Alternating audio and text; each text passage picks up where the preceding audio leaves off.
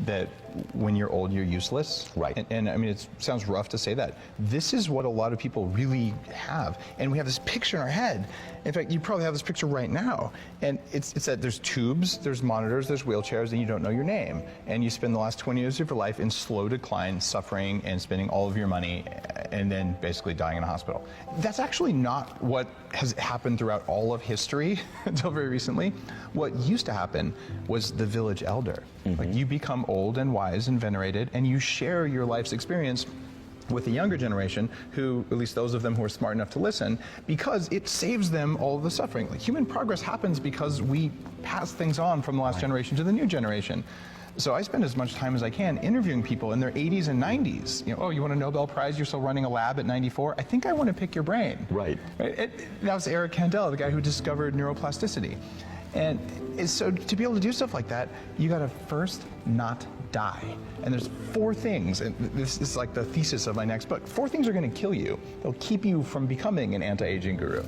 And one of them is Alzheimer's disease. You look at the odds, your chances of getting Alzheimer's are probably approaching 50%, depending on your gender. Women get it more than men. I've been doing a lot of work with Maria Shriver's Women's Alzheimer's Project, because this is a gender-specific disease. Men get it, and people get more attention on men, but women get it more than men. And if Alzheimer's doesn't get you, what's going to get you?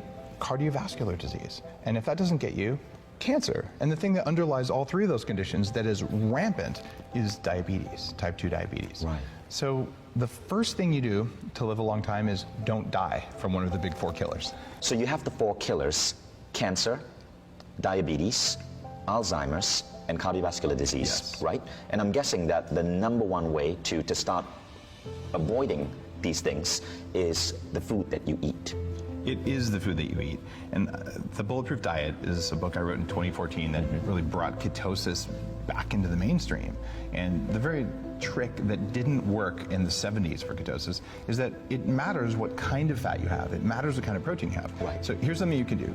Google Bulletproof Roadmap. And this is the whole diet on 1-page infographic. You can print it out and put it on your fridge. It doesn't cost anything. And it just tells you this protein is less inflammatory than this protein. This fat is a good fat. This fat's a bad fat. And the trick here that will change your performance right now and how long you're going to live is that there's a big list of suspect foods in the middle. And this is going to sound shocking. The foods that work for you may not work for your spouse or your best friend. And it's okay. There is no, this food is a good food. And when you identify the guilty suspects in your food supply, guilty for you, it stops chronic inflammation. And chronic inflammation is a precursor to every one of the 4 killers. And it also is a precursor to diabetes.